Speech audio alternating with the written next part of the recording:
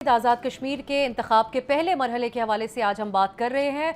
कैसा रहा ये इंतखाबी अमल और इसमें जो बेज़ाब्तियों के इल्ज़ामात लगे गए हैं, इंतखाबी ज़ाब्तों की खिलाफ वर्जियों के जो इल्ज़ामात लगे हैं वो कितने संजीदा हैं, इस पर बात करेंगे। हमारे साथ मौजूद हैं अहमद बिलाल महबूब साहब, सदर पिलडैट। बहुत बहुत शुक्रिया अहमद बिलाल साहब। कैसे देखते हैं आप आज़ाद कश्मीर के इंतखाब के आज के पहले मरहले को?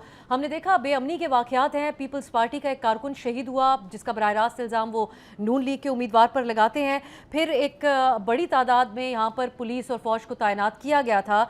आपकी नज़र में या फिर पिलडैट के अगर ऑन ग्राउंड कोई मुबस्सिरीन मौजूद रहे तो उसमें कैसा टर्न आउट था और कैसा अमल रहा आज का पहले मरहले में?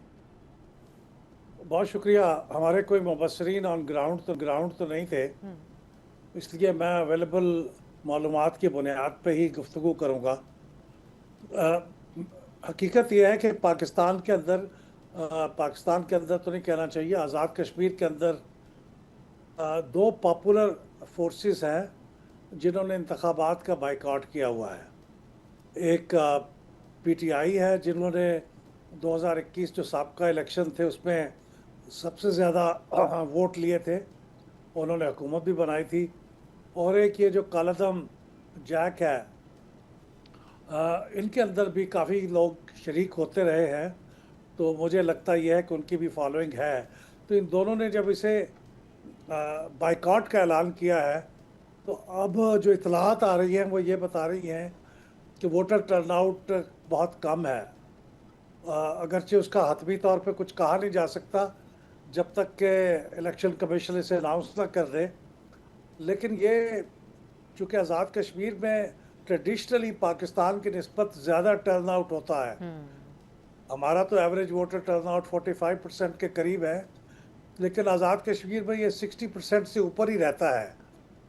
तो पिछले इलेक्शन में भी ये 60% प्लस था। जी, 61% था। तो जी तो इसलिए मैं समझता हूँ कि ये इलेक्शन की लेजिटिमेसी के ऊपर भी क्वेश्चन होगा कि ये इलेक्शन कितने रिप्रेजेंटेटिव हुए हैं, कितने पार्टिसिपेटरी हुए हैं। ठीक। बाकी ये जो आपने बात की है कारकुन के शहीद हो जाने की, वो बहुत अफसोसनाक है। इल्ज़ामात तो एक दूसरे पे लगते रहते हैं, लेकिन तशद्दुद का ये लेवल के कोई शख्स की जान चली जाए इतने छोटे से इलेक्शन में, ये छोटा सी टेरिटरी है और उसके भी एक डिवीज़न के अंदर ये इलेक्शन हो रहे थे, तो ये सबसे सेफ डिवीज़न समझा जाता था। लेकिन मेरे ख्याल में दोनों पॉलिटिकल पार्टीज़ जो बड़ी यहाँ पे हिस्सा ले रही हैं, PMLN और PPP, ये दोनों मेरे ख्याल में यहाँ जीतने के लिए बहुत डेस्परेट है। और उनकी अग्रेशन से ये नतीजा निकलता है कि यहाँ पे ये कोई अच्छा ओमन नहीं है अगले दो जो फेजेस होने वाले हैं उनके लिए, क्योंकि अगर इतनी सेफ जगह पे भी ये तशद्दुद हो सकता है और एक शख्स की जान जा सकती है, तो अगले दो फेजेस के अंदर बहुत एहतियात की ज़रूरत होगी। अच्छा, अब जो वायलेशंस की इंतखाबी ज़ाब्तों की खिलाफ वर्जियों की जो शिकायत आई वो आपकी नज़र में कितनी सीरियस हैं? एक तरफ दो प्रिजाइडिंग अफसरान एक पीपल्स पार्टी के कारकुन के घर से बरामद होते हैं, दूसरी तरफ बसेस पंजाब गवर्नमेंट भिजवाती है जिसके हवाले से आज जो वजाहत DC मुजफ्फराबाद की आई उस पर बड़ा उसको मज़ाक़ा खेज़ समझा जा रहा है। वो ये कहते हैं कि ये सिविल सेक्रेटेरिएट में पार्क हैं बसेस, तब तक सड़कों पर नहीं आएंगे जब तक इंतखाब नहीं हो जाता। ये वायलेशंस हैं आपकी नज़र में तो कितनी संगीन है? देखिए, आज़ाद कश्मीर का जो कोड ऑफ कंडक्ट है वो पाकिस्तान के कोड ऑफ कंडक्ट से काफ़ी मुख्तलिफ है। यहाँ पे तो किसी वफाकी वज़ीर को, किसी चीफ मिनिस्टर को, किसी प्रोविंशियल मिनिस्टर को कैंपेनिंग में हिस्सा लेने की इजाज़त नहीं होती, और यहाँ पे केयर टेकर गवर्नमेंट भी होती है। तो आज़ाद कश्मीर में केयर टेकर गवर्नमेंट भी नहीं है, और किसी सूबे का चीफ मिनिस्टर भी जाके वहाँ कैंपेन कर ले तो उस पर भी पाबंदी नहीं है कोई, हत्ता कि प्राइम मिनिस्टर भी जाके कैंपेन कर ले तो कोई पाबंदी नहीं है। अब ये जो बसों का मामला है, ये इसके अंदर लिखा तो हुआ है जिसको आप दो तरीके से इंटरप्रेट कर सकते हैं। एक तरीका तो वही है जिसको पीपल्स पार्टी ने इंटरप्रेट किया है कि ये इंतखाबात के कैंपेन के दौरान किसी जगह पे कोई वादा करना या कोई तोहफा देना या कोई इमदाद देना, वो इस कोड ऑफ कंडक्ट की खिलाफ वर्जी है। लेकिन इलेक्शन कमीशन ने उसको ऐसा नहीं समझा।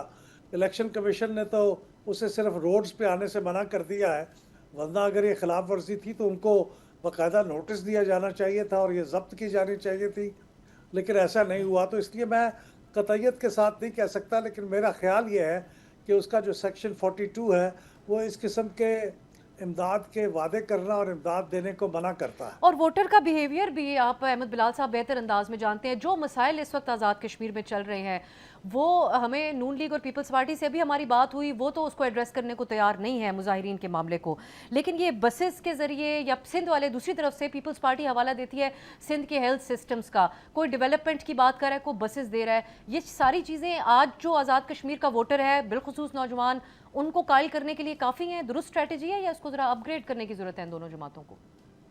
नहीं, ये बिल्कुल रिवायती तरीके हैं जो रिवायती सियासी जमातें पाकिस्तान में हमेशा करती रही हैं और अब यहाँ आज़ाद कश्मीर में भी कर रही हैं।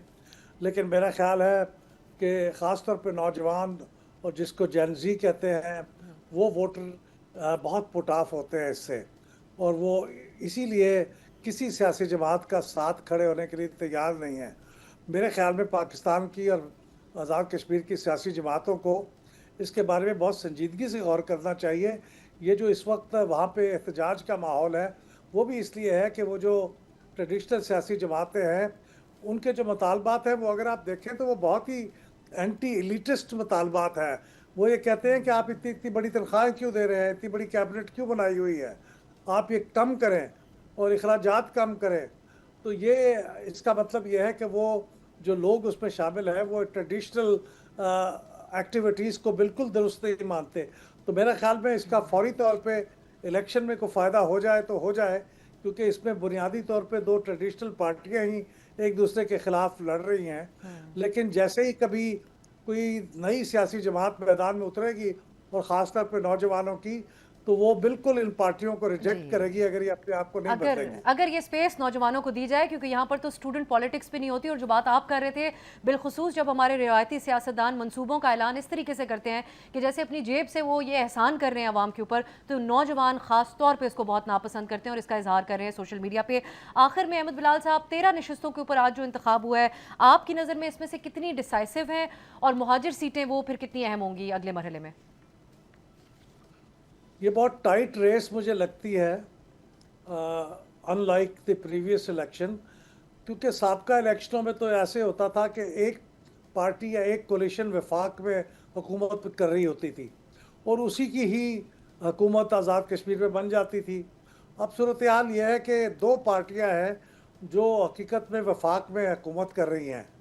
पीपल्स पार्टी क्योंकि उनके पास भी कुछ आइनी ओहदे हैं तो वो भी हुकूमत का हिस्सा है, और PMLN तो जाहिर है वो तो हुकूमत कर ही रही है, प्राइम मिनिस्टर उसके हैं, उसको लीड कर रहे हैं। तो मेरे ख्याल में ये बहुत टाइट रेस होगी और इस टाइट रेस के नतीजे में वो जो 12 नशिस्तें हैं वो बहुत डिसाइसिव किरदार अदा करेंगी। और यही उन पर एतराज़ होता था कि वो बहुत डिसाइसिव रोल अदा कर सकती हैं उन लोगों की इलेक्ट की हुई नशिस्तें जो कि आज़ाद कश्मीर में रहते ही नहीं हैं। तो इसलिए मेरे ख्याल में ये बहुत अहम होगा इन इलेक्शनों में कि वो 12 नशिस्तें किसके पास जाती हैं, और वो उन्हीं के पास ट्रेडिशनली जाती हैं जिस जिस सूबे में वो इलेक्शन हो रहे होते हैं। माजी का तजुर्बा तो यही बताता है। सब्सक्राइब करें और बेल दबाएं ताकि कोई खबर रह न जाए।